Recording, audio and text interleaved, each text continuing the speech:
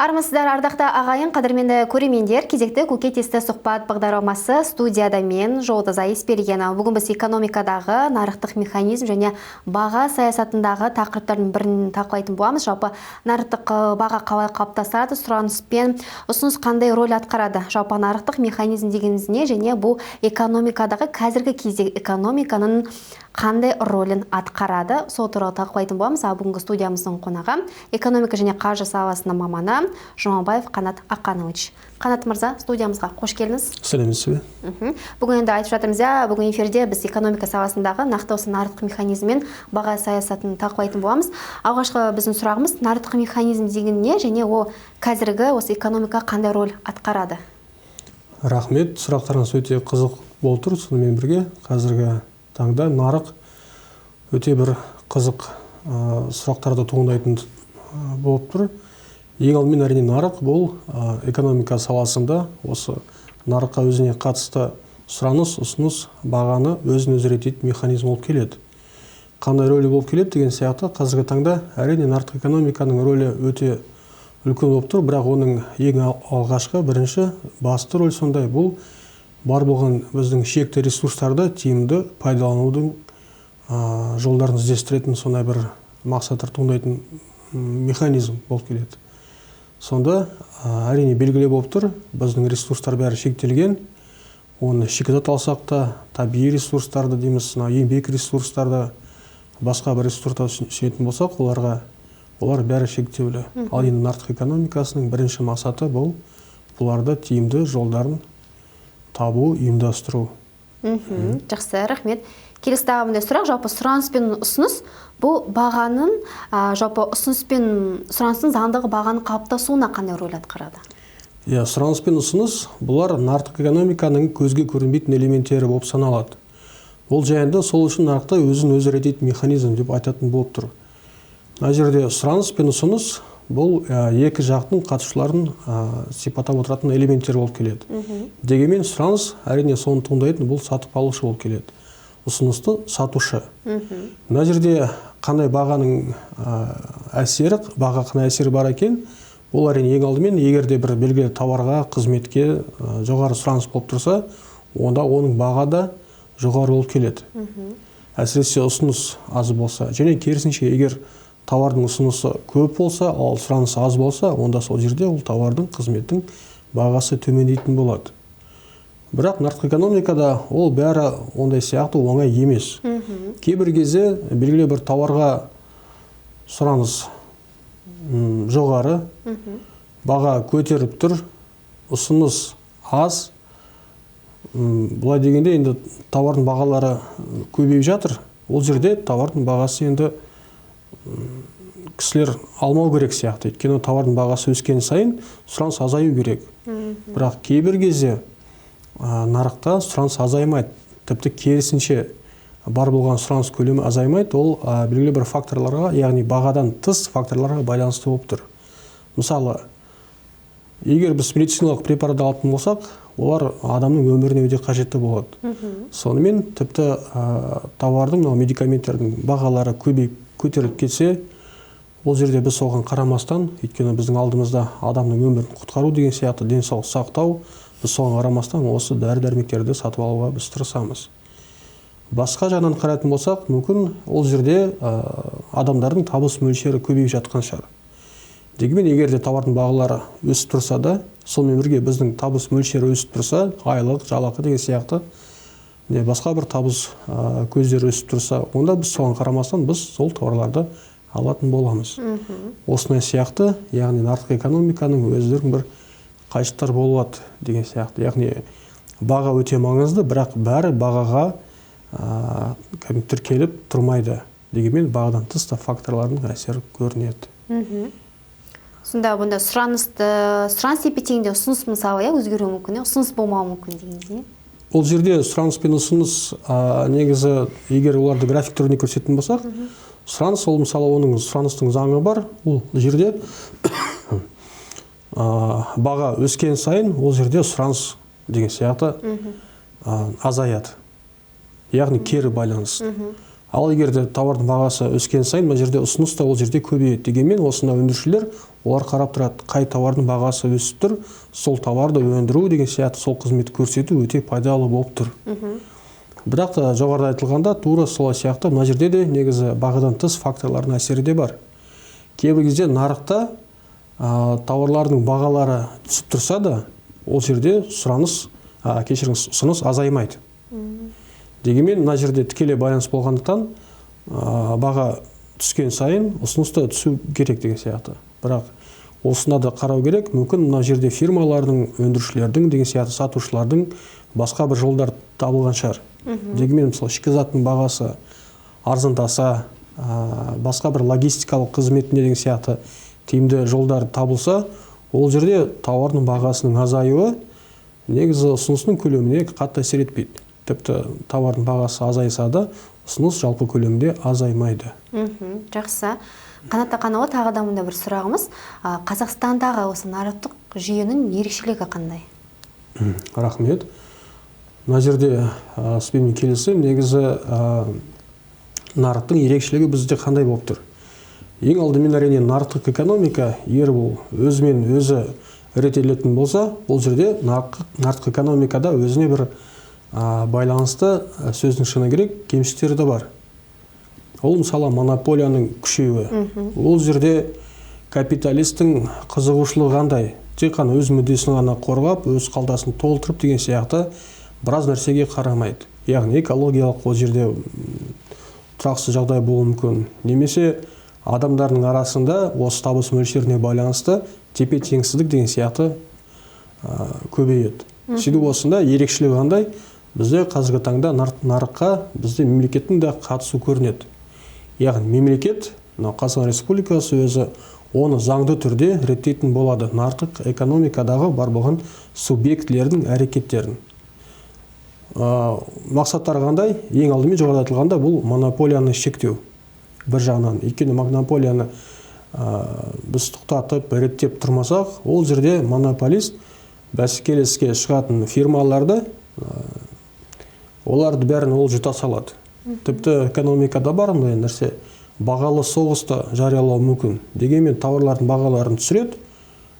Одан кейін осы бар болған жас деген сияқты фирмалар, резерв қорлары аз, жиналмаған олар уақыт өте келе осы бағалы соғыста олар соған енді ұтылып қалады. Ал монополист ол бәленбай жыл бойы жұмыс істеп жасап, біраз қорларды ол жинап қоятын болады. Сөйтіп монополияны шектеу дейміз. Екіншіден, бұл әрине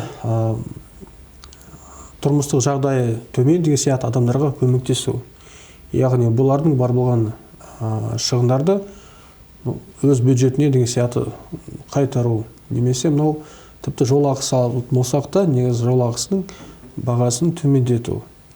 Бар болған әлеуметтік сату дүкендері деген сияқты, әлеуметтік маңызы бар дүкендерді деген сияқты орнату, зейнетке шыққан адамдарға деген сияқты, көп балалы отбасыларға көмектесу, кейбір шығындарды өз мойнына алу деген ол да негізі мемлекеттің осында әсері бар. Және тағы да бір қосып қоюға болады. Ол жайында бағаны бақылау дейміз. Ол жайында негізі монополист бұл өз экономикалық күшіне байланысты нарықта бәсекелес жоқ, онда нарықта сұраныста оған қарамайды, ол ұсыныстың белгілі бір мөлшерін орнатады, одан кейін тек қана бағасын жоғарылатады. Бұл жайында монополия өз бағасын көтеріп деген сияқты тіпті тұтынушыларға ондай өте қиын жағдай туғызуы мүмкін. Сол жайында мемлекет те соған қарап деген сияқты соның жұмысын, қызметін шектеп отырады. Түсінікті. Тағы да осындай бір сауал. Осы мемлекет нарықтық механизмге қаншақты араласуы керек? Мына сұрақ енді екі жақтан болады көреге. Тіпті негізі нарықтық экономиканың мағынасына келетін болсақ, біз айтамыз, ол өзін өзі реттейтін механизм. Сонда мына жерде мемлекеттің араласуды қажеті жоқ шығар.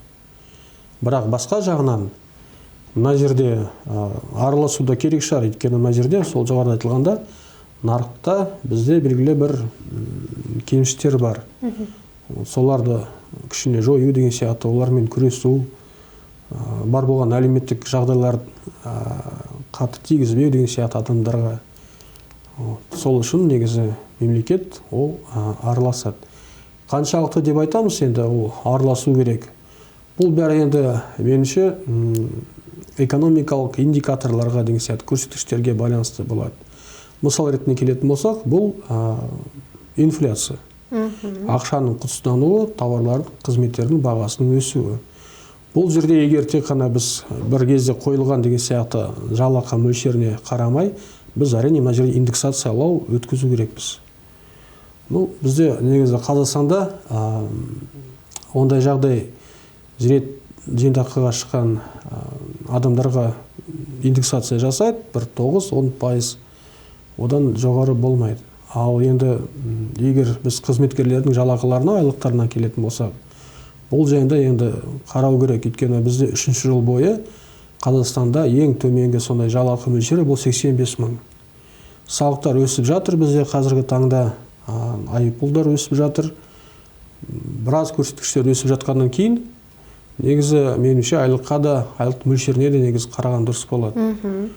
Қазіргі таңда әлеуметтік желілерде жазылып жатады. Кейбір депутаттар дейді, 85 мыңнан тіпті 150 мыңға дейін көтерілуі мүмкін. Ең сондай аз жалақы мөлшерін.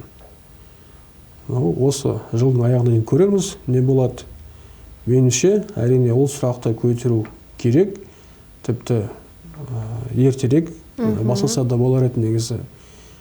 Өйткені қазіргі таңда тауарлардың бағалары, қызметтердің бағалары бәрі өсіп жатыр.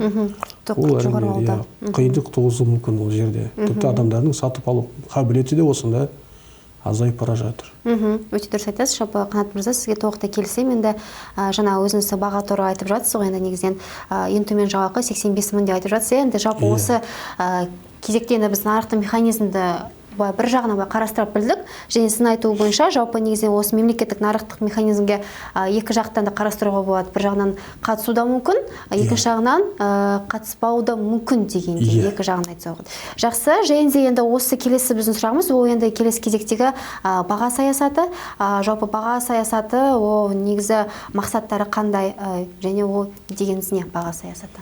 Баға саясаты мына жерде енді бұл мемлекетке байланысты болады.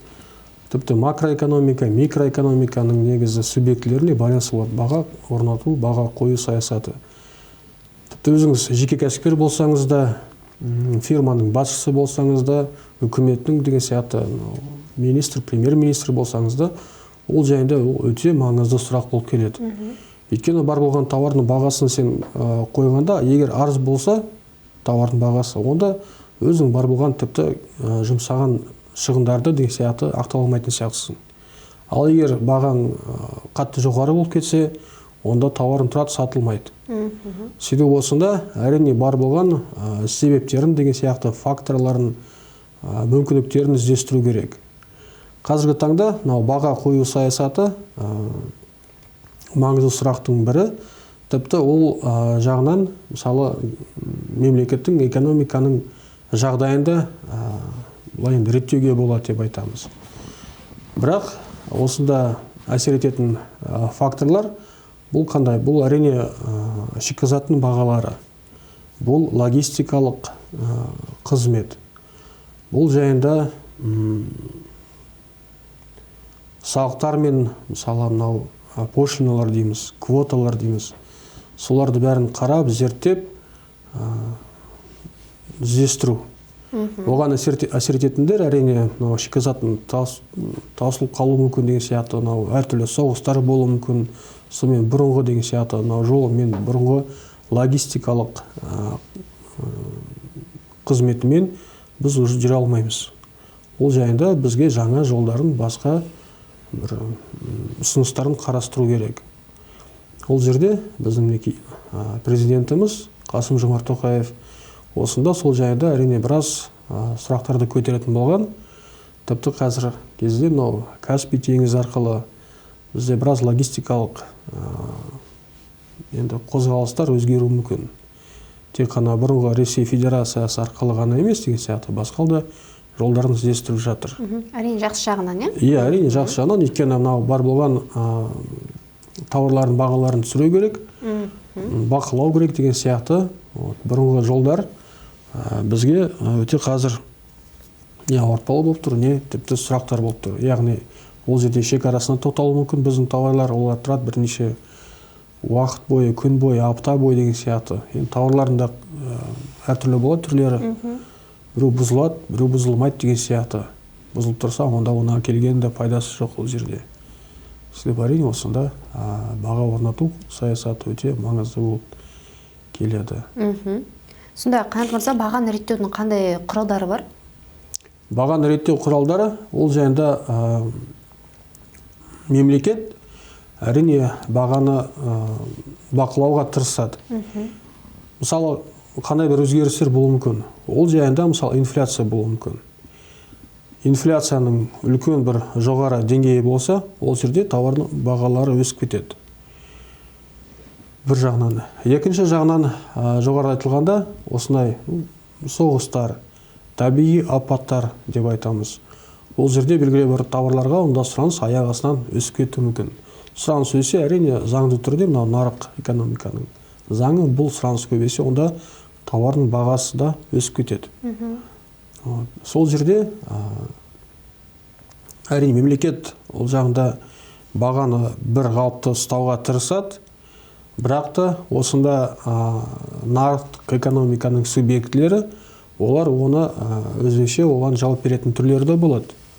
Бұл жайында егер мысалы бір тауардың бағасы 200 теңге болса, осы 200 теңге тауардың бағасы тұрса да, олар алады да сол тауардың мысалы нан алатын болсақ, нанның ona салмағын олар азайтады. Бұрынғы салмағынан ол белгілі бір грамм мысалы мөлшерін олар азайтады.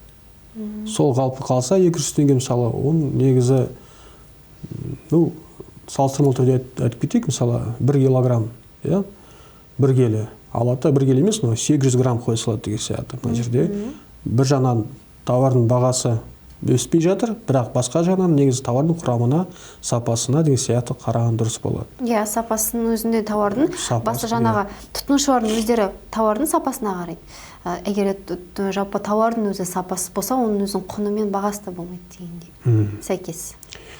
Иә, баға сол жерде негізі бір сигнал беріп тұрған сияқты, яғни жоғары бағалы тауар болса, ол жайында жоғары сапалы деген сияқты тауарды айтуы мүмкін. Бірақ әрине ол әрқашанда болмайды, өйткені мына жерде негізі нарықта екі субъектілер бар, бұл сатушы мен сатып алушы.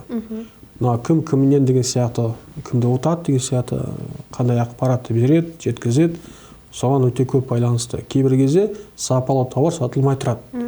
Ал сапасыз керек емес тауар өте жақсы кете береді, сатылады. Ол қазіргі таңда маркетинг деген сияқты негізі саясатына өте байланысты болып тұр. Түсінікті, толық жауап болды, рахмет. Қазақстанда әлеуметтік маңызы бар тауарлардың бағасын ұстап тұру қаншалықты тиімді? Және ғана біз бастадық, осы нан деген сияқты, егер де басқа бір азық-түліктерді алатын болсақ, бұл әрине тиімді ғана деп айтуға болмайды. Өйткені жоғарыда айтқанда нарық, ол да оның да деген сияқты жауап беретін механизм, реттегіштер бар бұл жайында. Сонымен оларды ұстауға болады, бірақ енді уақытша.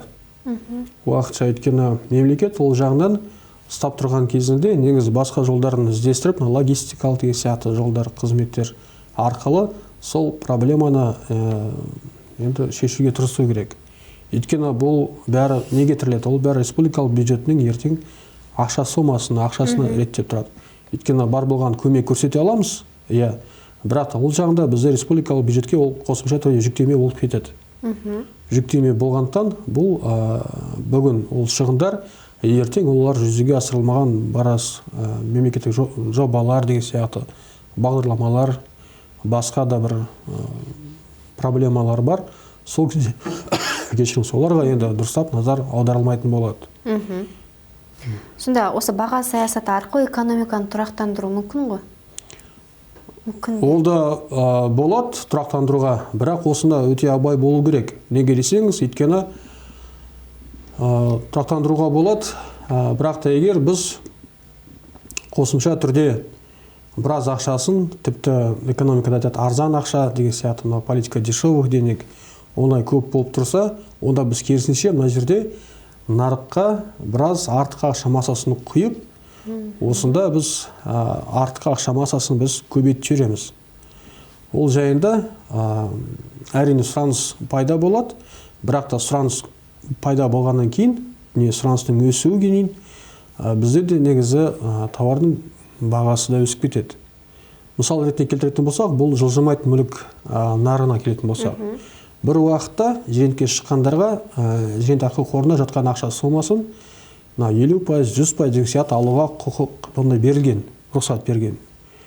Адамдар соны ала басады да, сол кезде жылжымайтын мүлік, яғни пәтер, үйлердің бағалары өсіп кетіпті.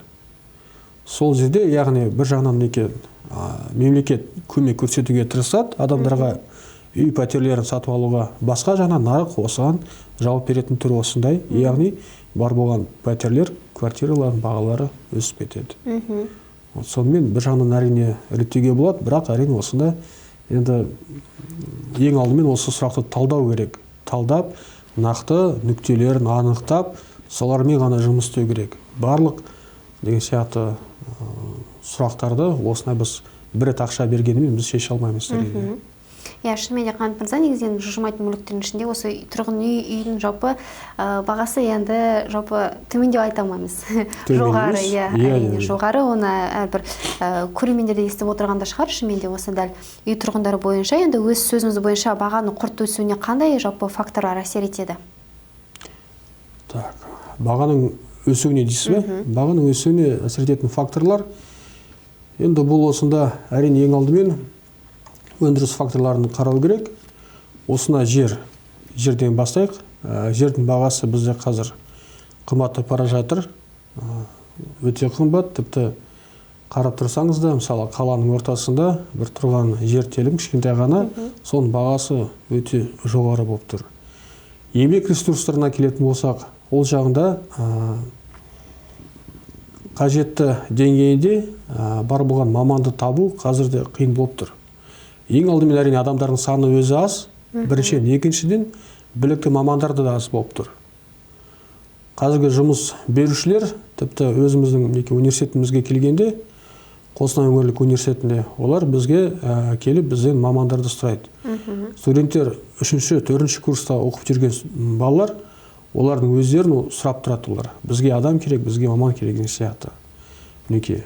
Жер, еңбек, одан кейін капитал деген сияқты кәсіпкер қабілет, ақпарат дейміз, ол барлық факторлар және олардың қандай жағдайы бар, олар бәрі сол тауардың баға деңгейіне деген сияқты әсерін етіп отырады. Яғни барлық осы факторлар қымбаттаған сайын тауарлардың бағалары қымбаттайды. Және де керісінше ол жайында. Қазіргі таңда әрине бізге не айтуға болады, біздің өзіміз Қазақстан экономикасының, біз әрине импортқа өте тәуелді болып тұрмыз. Импортқа тәуелді болғандықтан біз көбісі дайын өнімдерді, технологияларды біз сырттан алып келеміз. Бұл да тауардың бағасының өсуінің бір фактор ретінде көретін болып тұр. Көптен көп рахмет. Осымен берген біздің сұхбатымызда уақыт аяқталды.